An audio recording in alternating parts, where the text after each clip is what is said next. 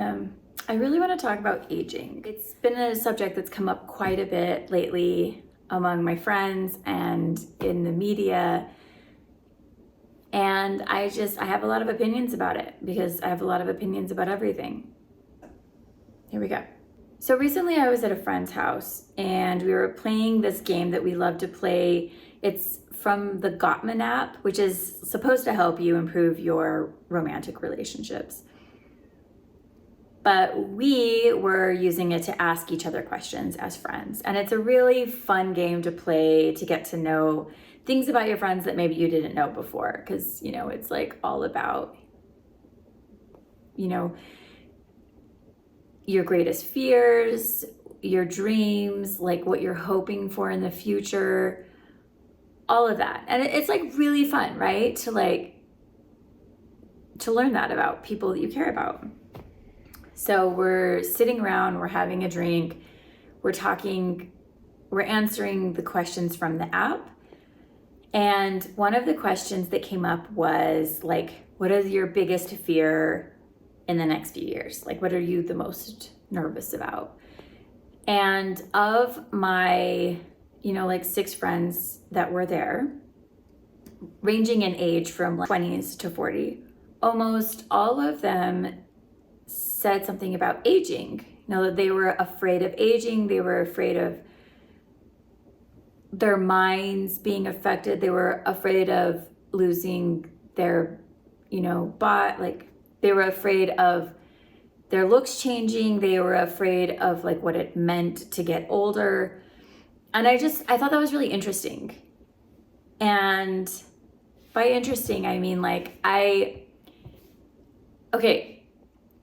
in my opinion, and a lot of people are going to disagree with me, but in my opinion, age just doesn't really mean shit. I believe that we live in Utah, a place where society really controls what your life should look like at any age, right? It's a very strict society in terms of the way that social norms are carved out. So, according to Utah law, like social law, you should be married at least by 25, have anywhere from 2 to 9,000 children, and your whole life revolves around your kids and your family and your belief system, church, usually, if you live outside of Salt Lake City. And that's kind of the way that it is. You don't really go out with friends, and you don't really go to concerts anymore, and you don't really travel with friends anymore. This is the way that the culture operates. It's small town mentality. It's, very socially rigid. And there's this kind of general idea that when you hit 30, your life is absolutely over. Like, you do not get to be a fun person anymore. Your life is void of fun, and now your entire life is an act of service, serving your family, serving your faith, whatever, right? No fun. Like, you are not allowed to have fun. You are a person in service. At least that's the way it feels to me. As somebody who grew up outside of that culture, I live in Salt Lake where my entire street is a transplant. There's nobody here that even grew up in Utah. None of them are part of the, dominant faith here. None of my friends are. Even as somebody who operates outside of the culture, that belief, that cultural expectation still permeates your life. And I think it permeates your subconscious as well. And so even though you don't logically think that your life is over at 30, this idea that your life has to look a certain way absolutely, makes its way, it worms its way into your fucking brain, right? And I believe that that's part of the reason that people get really nervous to evolve or grow or age is because there's these societal expectations of what your life has to look like according to how old you are. If you're in a bigger city, if you're in LA, if you're in New York, if you're in London, if you're in any big city, anywhere, for the most part, this doesn't exist as much, I think. Like in New York, your life looks very much the same as a 25-year-old versus a 60-year-old. Same if you live in like San Diego, same if you live in LA, same if you live in Seattle. People still go to concerts, people still go on vacation with friends, people still go out with friends. Like fun and, you know, experiences are still very much an important part of your life at any age. Are we really afraid of getting older, or are we afraid of what that means socially? And do we really have to accept that? Can we simply say fuck it and live our lives exactly as we want, like exactly as makes us happy, right? And I'm a big fan of that. You know, I'm a big fan of gamifying life. Everything for me is, yes, like my responsibilities matter. Yes, I work and I do my shit, but fun is very much so an essential part of my life. It just is. Like I don't want to live the rest of my life in like this mundane, sort of repetitive, monotonous way. If I go to the grocery store, I want it to be somewhat interesting or entertaining. You know, I always like listening to fun podcasts or audiobooks, or talking to friends about trips that we want to go on. I'm a big fan of keeping things fun until I die, basically. And I think that is something that we should all do to stay happy and healthy. And in fact, even science shows the more fun you have and the more things you do with friends and the closer you are with friends, the more healthy you are, like physically and mentally. I mean, honestly, like I hate all of the dialogue around aging and age, right? I do. Like, because for me, it's all bullshit. Anyone who tells you what your life should look like is full of shit. Anyone tells you what you should do to yourself or not do to yourself is full of shit.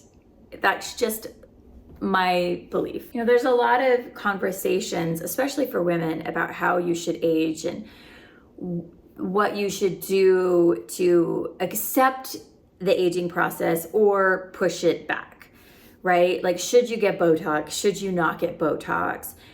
Not doing the things is accepting your natural beauty and being like proud of your age and, you know, is the right thing to do. Or, you know, looking your best forever is the right thing to do. It's all shit. Like, you have to do what you are comfortable with. And, you know, I will also say, like, yeah, it's 100% true that they have monetized beauty. You know, beauty standards have always existed forever, since like we were cave people. Beauty standards have always existed. We have always throughout time done insane, shocking, crazy, horrific, dangerous things to our body in the name of beauty. Humans are drawn to beauty. We appreciate beauty. We love art. Like, creativity is a big part of who we are as a species. All of this matters. It has always mattered. It is not a new thing. Like, as modern humans, we did not invent beauty standards, right? It's not like we're not that important. We're not that smart. We're not that special. It's like a part of who we are. I will say that those standards have been monetized, and, you know, a lot of marketing goes into convincing us that we need XYZ, and that's all true. And I would say that, you know, that sucks. It's, you know, using shame and like weaponizing our need to feel beautiful is shit, right? On that note, and because I believe two things can be true at all times, and I also think it is completely and totally okay and normal to want to do things to stay as youthful looking as possible And here's why. It's funny. Like, I don't really think it's about fitting into societal standards always. In fact, I would argue that a lot of the reasons that we want to hold on to our youth and, age as, slow down the aging process is because it's important for us to look the way that we feel on the inside. And I don't think that anybody actually feels, 60 years old on the inside. I think that we forever feel 25 on the inside, right? I think that we're forever evolving. We are forever growing. We are forever confused and floundering. And sometimes we have the answers, but often we don't. And I just kind of feel like all of us, though a lot of people won't admit it because like they need to, hold on to this fact that, or this idea that they're superior because they're of some older age. But I would argue that we kind of hit 25 and then forever feel that way on the inside. And we want to look how we feel, right? I think it's shocking for a lot of people to like feel a certain way and then look in the mirror and that doesn't match the way that you feel. And I would argue that that is a lot of the reason why, we do things like Botox or get filler or do chemical pills. And I think that's okay. I think it's totally okay. I think it's okay to age gracefully. I'm not even gonna say age gracefully. I think that's bullshit as well. Age however you fucking want. Like if gray hair and wrinkles are how you feel and how like your vibe and how you want to look, fucking yes, do that. You look great. I love that for you. If staying youthful and doing all the things to match your vibe and how you feel and what you find beautiful, like fuck yeah, do that too, because like you have to live in your body, right? Neither thing is better than the other. Like neither thing makes you like more woke or like more, I don't know, wise or more authentic. Like it's fucking bullshit. Anyone who tells you otherwise is like full of shit, honestly. You need to look how you want to look and stop.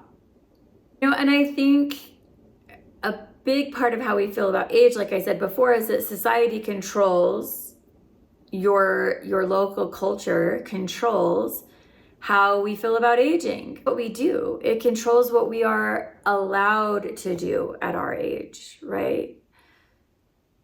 We are shamed into acting our age. And here's the very punk rock teenage part of me coming out right now. But you have to question anytime you are shamed into behaving a certain way, because that usually ties in with control of some kind, right? Having people act their age and do things specifically that they're supposed to do at any age is usually a form of control.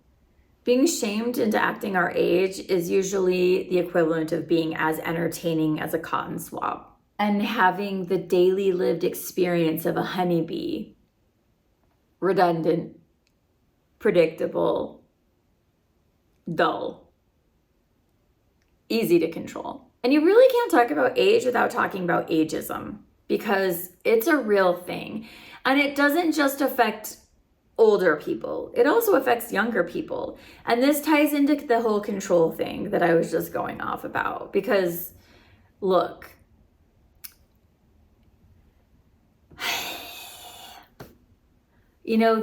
this idea that when you get older, you're supposed to be boring and not have fun anymore and like completely live in this bubble of sore knees and a hurt back and, no longer part of the world or society is absolutely ridiculous. It's like telling somebody to go to a fucking room and just lie down and waste away slowly until they die.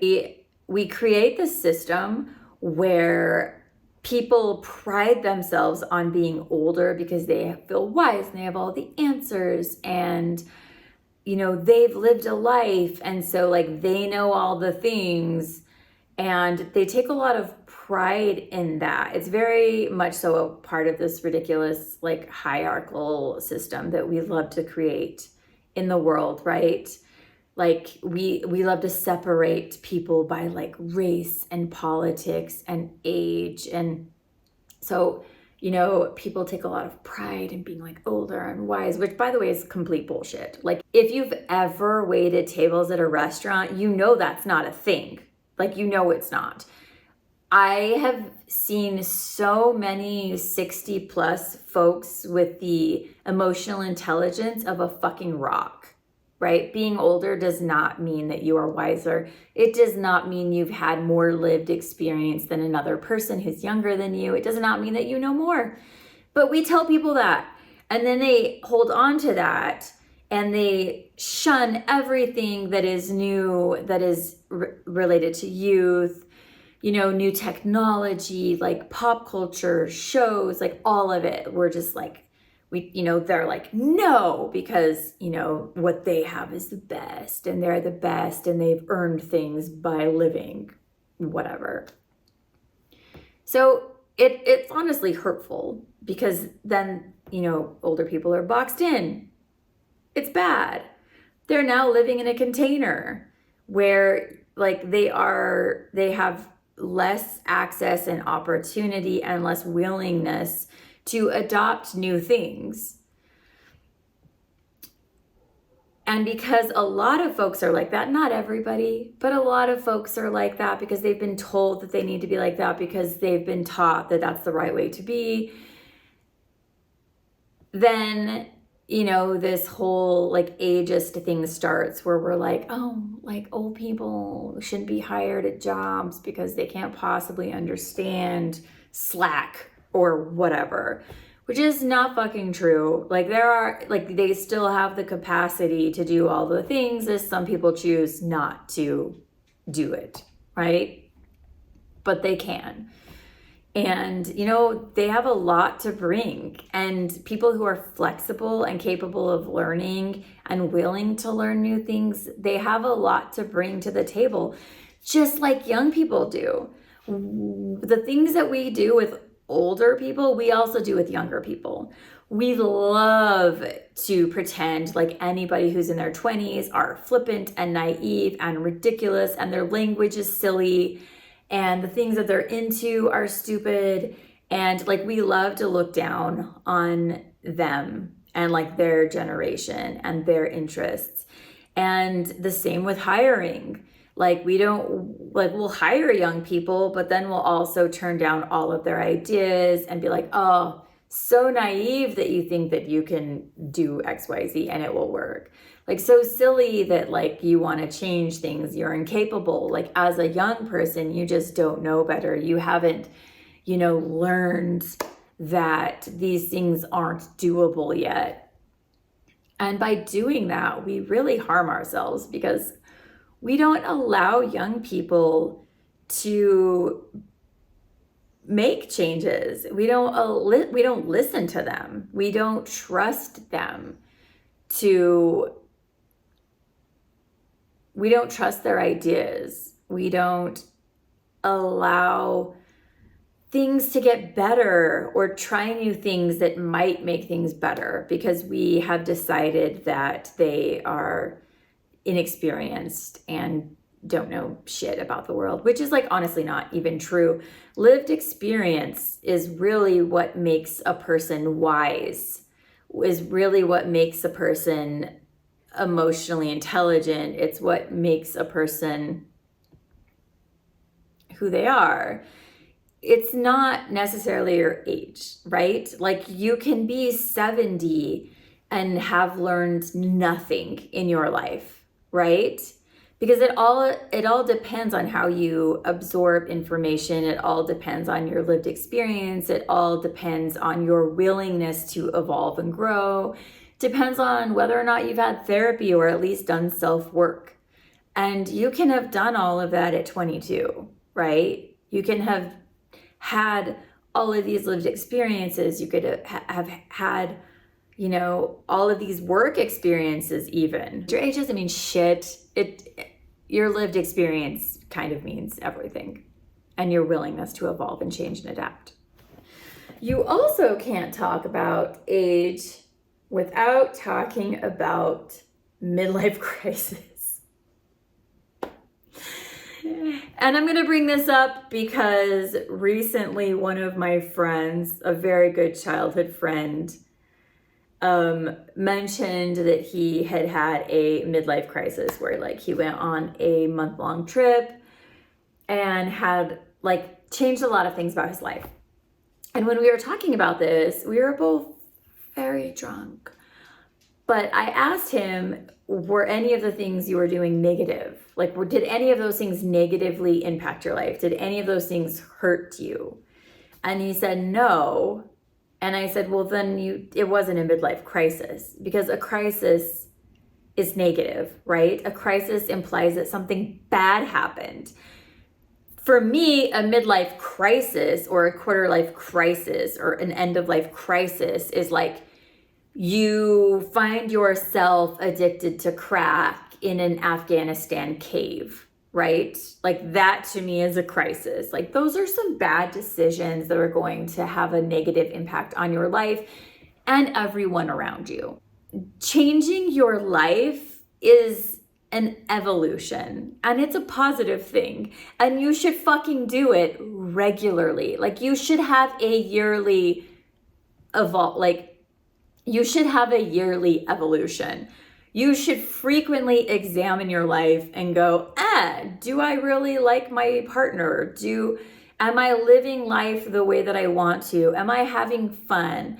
Am I doing things that I want to do, or am I just doing what society tells me to do? Am I happy? What would make me happy? And the answer is what you should do. You know, within reason, right? Like you should look around and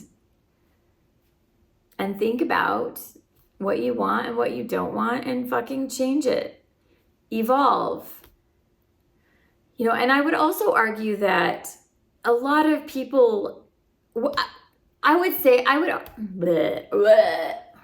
argue that what we claim is a crisis or a quarter life crisis or a midlife crisis is really just people getting to a point where they are able to make changes, right? Sometimes people don't have the money at a certain stage to live the way that they want to. Sometimes people don't have the mental health that they need to do the things that they want to. And so often after people have, you know, done the work and are feeling more well, or, you know, changed jobs and have more money, or like have finally tackled some physical ailment and are able to physically do things differently, or like are, you know, have unpacked some things that are really hurting their lives and are finally able to live for themselves, and then they change everything. It's not a crisis. It's like, okay, like now I have the money, or now I feel well, or now, you know, I feel confident enough to do XYZ. And so they do it. That's not a fucking midlife crisis. That's like people finally being able to be the person that they want to be or have wanted to be for a long time. And I think that's beautiful. I love that. I think that should be a celebrated part of life. And again, socially, the reason that we don't like that is because it's unpredictable and it's difficult to control. When people change, it sets off an alarm system. You know, it's disruptive. Even if it's not disruptive in a negative way, it's disruptive for people to make big changes. And like as humans and as society, we don't really like that. We like things to be easy to read. We like things to be predictable. Like I get that.